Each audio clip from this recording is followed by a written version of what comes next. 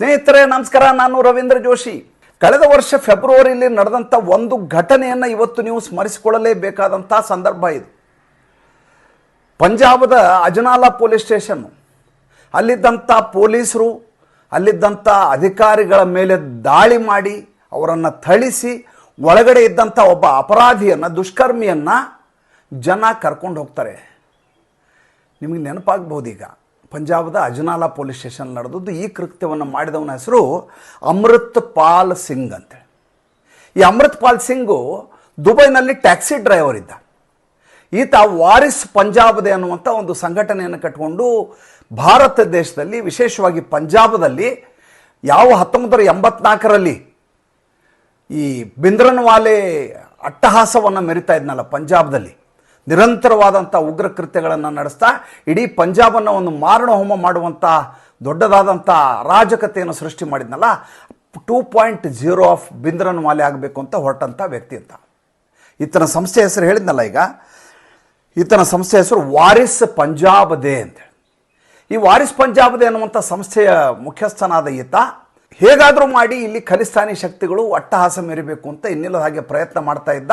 ಹೀಗಾಗಿ ಯಾವುದೇ ಅಧಿಕಾರ ಸಿಕ್ಕರು ಥಳಿಸೋದು, ಯಾವುದಾದ್ರೂ ಪೊಲೀಸರು ಸಿಕ್ಕರು ಅವ್ರ ಮೇಲೆ ದಾಳಿ ಮಾಡೋದು, ಶ್ರೀಮಂತರ ಮನೆಗೆ ನುಗ್ಗೋದು, ಕೊಲೆ ಬೆದರಿಕೆ ಹಾಕೋದು, ಹಫ್ತಾ ವಸೂಲಿ ಮಾಡೋದು ಮತ್ತು ಖಲಿಸ್ತಾನಿ ಮೂಮೆಂಟನ್ನು ಮುಂದುವರಿಸೋದು. ಅದಕ್ಕಾಗಿ ಕೆನಡಾ, ಅಮೇರಿಕಾ, ಯುನೈಟೆಡ್ ಕಿಂಗ್ಡಮ್, ಆಸ್ಟ್ರೇಲಿಯಾದಿಂದ ದುಡ್ಡನ್ನು ಸಂಗ್ರಹಿಸುವುದು, ಅದನ್ನು ಇಲ್ಲಿ ಕಮ್ಯುನಲ್ ಆಗಿ ಬಳಸಲಿಕ್ಕೆ ಮತ್ತು ಇಲ್ಲಿ ಅದನ್ನು ಅರಾಜಕತೆಗೆ ಬಳಸಲಿಕ್ಕೆ ಇದ್ದಂಥ ದೊಡ್ಡದಾದಂಥ ಶಕ್ತಿಯನ್ನು ಆತ ಇಲ್ಲಿ ಮಾಡಿಕೊಂಡಿದ್ದ. ಈಗ ಯಾಕೆ ಇದನ್ನು ಪ್ರಸ್ತಾಪ ಮಾಡ್ತಾ ಇದ್ದೀನಿ? ಈಗ ಈತನನ್ನು ಬಂಧಿಸಿ ಅಸ್ಸಾಮದ ದಿಬ್ರುಗಢ್ ಜೈಲಿನಲ್ಲಿ ಇಡಲಾಗಿದೆ, ಈತ ಮತ್ತು ಈತನ 9 ಸಹಚರರನ್ನು. ಈತ ಯಾವಾಗ ಅಜನಾಲಾ ಪೊಲೀಸ್ ಸ್ಟೇಷನ್ ಮೇಲೆ ದಾಳಿ ಮಾಡ್ತಾನೆ, ಈತ ಅಲ್ಲಿಂದ ಕಣ್ಮರೆ ಆಗಿಬಿಡ್ತಾನೆ, ತಪ್ಪಿಸ್ಕೊಂಡ್ಬಿಡ್ತಾನೆ, ನಾಪತ್ತೆ ಆಗಿಬಿಡ್ತಾನೆ. ಯಾವ ಆಮ್ ಆದ್ಮಿ ಸರ್ಕಾರ ಅಲ್ಲಿದೆಯೋ ಅದರದ್ದು ಒಂದು ಒಡಂಬಡಿಕೆ ಆಗಿರುತ್ತೆ ಈ ಖಲಿಸ್ತಾನಿ ಸಿಂಪತೈಸರ್ ಜೊತೆಗೆ ಅಮೇರಿಕಾದಲ್ಲಿ, ಕೆನಡಾದಲ್ಲಿ, ಆಸ್ಟ್ರೇಲಿಯಾದಲ್ಲಿ. ಏನಂದರೆ ಇಲ್ಲಿಯ ಖಲಿಸ್ತಾನಿ ಮೂವ್ಮೆಂಟ್ಗೆ ನೀವು ಬೆಂಬಲವನ್ನು ಕೊಡಬೇಕು, ಇಲ್ಲಿ ಖಲಿಸ್ತಾನಿ ಹೆಸರಲ್ಲಿ ಯಾರು ಹೋರಾಟ ಮಾಡ್ತಾರೋ ಅವ್ರ ಮೇಲೆ ಯಾವುದೇ ಕಾನೂನು ರೀತಿಯ ಕ್ರಮ ಕೈಗೊಳ್ಳಬಾರಬಾರ್ದು. ಹಾಗಂತ ಗುರ್ಪತ್ವಂತ್ ಸಿಂಗ್ ಪನ್ನು ಇವರಿಗೆ ಫಂಡನ್ನು ಕೊಟ್ಟಿರ್ತಾನೆ ಆಮ್ ಆದ್ಮಿ ಪಕ್ಷಕ್ಕೆ. ಹೀಗಾಗಿ ಅಲ್ಲಿರುವಂಥ ಸರ್ಕಾರ ಏನಿದೆ, ಭಗವಂತ್ ಸಿಂಗ್ ಮಾನ್ ಸರ್ಕಾರ, ಈತನನ್ನು ಹುಡುಕ್ತಾ ಇದ್ದೀವಿ ಅಂತ ನಾಟಕ ಮಾಡಲಿಕ್ಕೆ ಶುರು ಮಾಡ್ತಾರೆ. ಆದರೆ ಈತನನ್ನು ಹುಡುಕುವ ಕೆಲಸವನ್ನು ಮಾಡೋದಿಲ್ಲ. ಬೆಳಗ್ಗೆ ಅಲ್ಲಿದ್ದಾನೆ, ಸಂಜೆ ಇಲ್ಲಿದ್ದಾನೆ, ಎಂತಲ್ಲಿದ್ದಾನೆ, ಅಲ್ಲಿದ್ದಾನೆ ಅಂತ ಬರೀ ಸುಳ್ಳು ಸುದ್ದಿಗಳನ್ನು, ಊಹಾಪೋಹಗಳನ್ನ ಹರಡಿಸ್ತಾ ಪೊಲೀಸರು ಸಂಪೂರ್ಣವಾಗಿ ನಿಷ್ಕ್ರಿಯರಾಗಿರ್ತಾರೆ. ಅವಾಗ ಏನಾಗುತ್ತೆ, ಈತನ ಮೇಲೆ ರಾಷ್ಟ್ರದ್ರೋಹದ ಮೊಕದ್ದಮೆಯನ್ನು ಹೇರಿ NSA ಅವರು ಈತನ ತಲಾಶೆಗೆ ಶುರು ಮಾಡ್ತಾರೆ, ನ್ಯಾಷನಲ್ ಸೆಕ್ಯೂರಿಟಿ ಏಜೆನ್ಸಿಯವರು. ಆವಾಗ ಈತನನ್ನು ಹಿಡಿಯಲಾಗತ್ತೆ. ಈತ ತಲೆಮರೆಸ್ಕೊಂಡು ಹೋಗ್ತಾ ಇರ್ತಾನೆ. ಆತನ ಹಳ್ಳಿಯಲ್ಲಿ ಈತನ ಹಿಡ್ಕೊಂಡ್ಬಂದು ಈತನನ್ನು ಪಂಜಾಬ್ನಲ್ಲಿ ಇಡೋದಿಲ್ಲ, ಯಾವ ಹಿಮಂತ ಬಿಸ್ವ ಶರ್ಮಾ ಅವರ ಸರ್ಕಾರ ಇದೆಯಲ್ಲ ಅಲ್ಲಿ ತೊಗೊಂಡೋಗಿ ದಿಬ್ರುಗಢ್ ಜೈಲಿನಲ್ಲಿ ಇಡಲಾಗತ್ತೆ. ಅಲ್ಲಿಂದ ಈತ ಸುದ್ದಿಯಲ್ಲಿರಲಿಲ್ಲ. ಇಲ್ಲಿ ಖಲಿಸ್ತಾನಿ ಶಕ್ತಿಗಳು ಮೊದಲಿನ ಅಟ್ಟಹಾಸವನ್ನು ಮೆರೀಲಿಕ್ಕೆ ಸಾಧ್ಯ ಆಗಲಿಲ್ಲ, ಏಕೆಂದರೆ ಇದಂಥ ಮುಖ್ಯವಾದ ವ್ಯಕ್ತಿ ಅಲ್ಲಿ ಹೋಗಿ ಜೈಲಿನಲ್ಲಿ ಕೂತಿದ್ದಾನೆ. ಇಲ್ಲಿ ಯಾವುದೇ ರೀತಿಯ ಕುಕೃತ್ಯ ಮಾಡಲಿಕ್ಕೆ ಅವಕಾಶಗಳಿಲ್ಲದೆ ಇವರು ನರಳ್ತಾ ಇರ್ತಾರೆ. ಈಗ ಅದಕ್ಕೊಂದು ಜೀವ ಬಂದಿದೆ. ಏನಪ್ಪ ಅಂದರೆ, ಈಗ ಈತ ಈ ಬಾರಿಯ ಲೋಕಸಭಾ ಚುನಾವಣೆಯಲ್ಲಿ ಖಡೂರ್ ಸಾಹಿಬ್ ಎನ್ನುವಂಥ ಪಂಜಾಬದ ಒಂದು ಲೋಕಸಭಾ ಕ್ಷೇತ್ರದಿಂದ ಪಕ್ಷೇತರ ಅಭ್ಯರ್ಥಿಯಾಗಿ ಸ್ಪರ್ಧಿಸ್ತಾನಂತೆ ಚುನಾವಣೆಗೆ, MP ಚುನಾವಣೆಗೆ. ಈಗಾಗಲೇ ಚಂಬಲ್ಕಿ ರಾಣಿ ಲೋಕಸಭೆಯಲ್ಲಿ ಕೂತದ್ದನ್ನು ನೀವೆಲ್ಲ ನೋಡಿದ್ದೀರಿ. ಕೊನೆಗೆ ಆಕೆಯನ್ನು ಹತ್ಯೆ ಮಾಡಲಾಯಿತು, ನಿಮ್ಗೆ ನೆನಪಿದೆ ಅದು. ಈಗ ಈತ ಅದೇ ಕೆಲಸವನ್ನು ಮಾಡಲಿಕ್ಕೆ ಮತ್ತೆ ರಾಜಕಾರಣಕ್ಕೆ ಇಳಿಯಲಿಕ್ಕೆ ಜೈಲಿನಲ್ಲಿ ಕೂತ್ಕೊಂಡು ರಾಜಕಾರಣ ಮಾಡೋದು ಇವತ್ತು ಭಾಳ ದೊಡ್ಡ ವಿಷಯ ಅಲ್ಲ. ಹುಬ್ಬೇರಿಸಬೇಕಾಗಿಲ್ಲ, ಆಶ್ಚರ್ಯ ಪಡಬೇಕಾಗಿಲ್ಲ. ಏಕೆಂದರೆ ಒಂದು ರಾಜ್ಯದ ಮುಖ್ಯಮಂತ್ರಿ ಜೈಲಲ್ಲಿದ್ದು ಸರ್ಕಾರ ನಡೆಸ್ತಾ ಇದ್ದಾರೆ ಅರವಿಂದ್ ಕೇಜ್ರಿವಾಲ್ ಅವರು.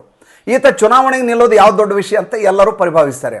ಬಹಳಷ್ಟು ಜನ ಚುನಾವಣೆಯ ಸಂದರ್ಭದಲ್ಲಿ ಜೈಲಿನಲ್ಲಿದ್ದರು. ಯಾವಾಗ ದೇಶಕ್ಕಾಗಿ ಹೋರಾಟ ಮಾಡಿದಂಥವ್ರು ಅಂತಹ ಸಂದರ್ಭದಲ್ಲಿ ಜೈಲಿನಲ್ಲಿದ್ದರು.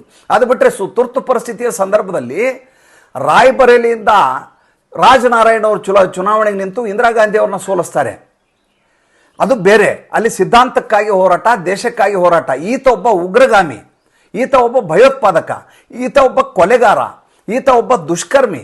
ಈತ ಈಗ ಈ ಖಡೂರ್ ಸಾಹಿಬ್ ಅನ್ನುವಂಥ ಲೋಕಸಭಾ ಕ್ಷೇತ್ರದಿಂದ ಚುನಾವಣೆಗೆ ನಿಲ್ತಾನಂತೆ. ಹಾಗಂತ ಹೇಳಿದ್ಯಾರು, ಯಾವುದೋ ಊಹಾಪೋಹ ಅಲ್ಲ.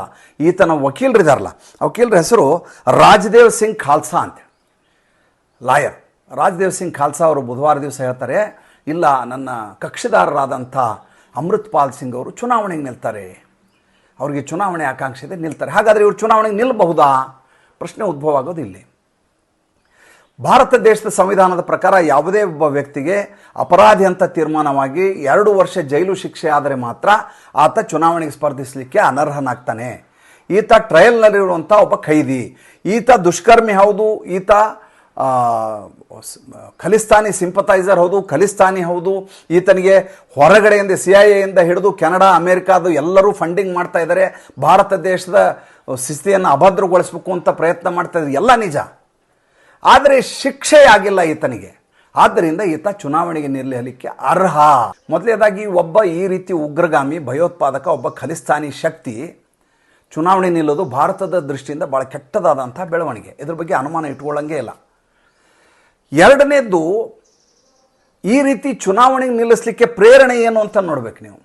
ಮೊನ್ನೆ ರಾಹುಲ್ ಗಾಂಧಿಯವರು ಭೇದಿ ಆಗಿದೆ, ಫುಡ್ ಪಾಯ್ಸನ್ ಆಗಿದೆ ಅಂತ ಜಾರ್ಖಂಡ್ನ ರ್ಯಾಲಿಗೆ ಹೋಗಲಿಲ್ಲ. ನಿಮಗೆ ಗೊತ್ತಿದೆ, ರಾಂಚಿಯಲ್ಲಿ ನಡೆದಂಥ ರ್ಯಾಲಿ. ಹುಷಾರಿಲ್ಲ ಅಂತ 3-4 ದಿವಸ ನಾಪತ್ತೆ ಆದರು. ಈ ಮಧ್ಯೆ ಅತಿಶಿ ಮರ್ಲೇನ ಅವರು ಚುನಾವಣಾ ಪ್ರಚಾರಕ್ಕೆ ಹೋಗ್ತೀನಿ ಅಂತ ಇದ್ದಿದ್ದಕ್ಕಿದ್ದಂಗೆ ಅಸ್ಸಾಂಗೆ ಹೋದರು. 3-4 ದಿವಸ ಇರಲಿಲ್ಲ, ನಾಪತ್ತೆ ಆಗಿದ್ದರು. ಯಾಕೆ ಅಸ್ಸಾಂಗೆ ಹೋದರು? ಅಸ್ಸಾಂದಲ್ಲಿ ಎಷ್ಟು ಜನ ಕ್ಯಾಂಡಿಡೇಟ್ ಇದ್ದಾರೆ, ಇಲ್ಲಿಂದ ಅಲ್ಲಿ ಹೋಗಿ ಪ್ರಚಾರ ಮಾಡುವಂಥದ್ದು ಏನಿದೆ? ಎಲ್ಲರೂ ಹುಬ್ಬೇರಿಸಿದ್ರು. ಈ ರೀತಿ ಹೋಗಿರೋದ್ರಿಂದ ಏನಾದರೂ ಷಡ್ಯಂತ್ರ ಇದೆಯಾ ಅಂತ. ಇವೆರಡನ್ನೂ ಬಿಂದುಗಳನ್ನು ಜೋಡಿಸಿದಾಗ ಈತ ಈ ರೀತಿ ಚುನಾವಣೆ ನಿಲ್ತೀನಿ ಅಂತ ಹೇಳೋದನ್ನು ನೋಡಿದರೆ ಇದರ ಹಿಂದೆ ಭಾಳ ದೊಡ್ಡದಾದಂಥ ದುಷ್ಕೃತ್ಯ ಮಾಡುವಂಥ, ಸಂಚುಗಾರಿಕೆ ಮಾಡುವಂಥ, ಭಾರತದ ಚುನಾವಣೆ ಕಾನೂನು ವ್ಯವಸ್ಥೆಯನ್ನು ಹಾಳು ಮಾಡಿ ಅರಾಜಕತೆಯನ್ನು ಸೃಷ್ಟಿ ಮಾಡಿ ಹಿಂಸಾಚಾರ ನಡೆಯುವ ಹಾಗೆ ಮಾಡಲಿಕ್ಕೆ, ಪ್ರೇರಣೆ ಮಾಡಲಿಕ್ಕೆ ಈತ ಚುನಾವಣೆ ನಿಲ್ತಾ ಇದ್ದಾನ ಅನ್ನುವಂಥ ಸಂದೇಹ, ಅನುಮಾನ ಮೂಡ್ತಾ ಇದ್ದಾವೆ.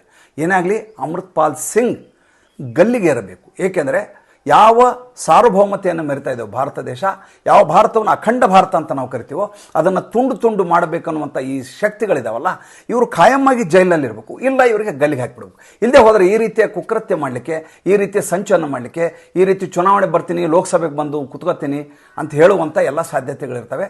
ಕಠಿಣಾತಿ ಕಠಿಣ ಶಿಕ್ಷೆಗೆ ಈತ ಗುರಿಯಾಗಬೇಕು.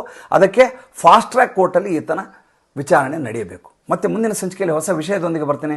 ಸಂಚಿಕೆ ಇಷ್ಟ ಇದ್ದರೆ ಲೈಕ್ ಮಾಡಿ, ಫಾಲೋ ಮಾಡಿ, ಶೇರ್ ಮಾಡಿ. ನಮ್ಮ ಮುಕ್ತ ಪತ್ರಿಕೋದ್ಯಮಕ್ಕೆ ದಯವಿಟ್ಟು ಆರ್ಥಿಕವಾಗಿ ಬೆಂಗಾವಲಾಗಿ. ನಮಸ್ಕಾರ.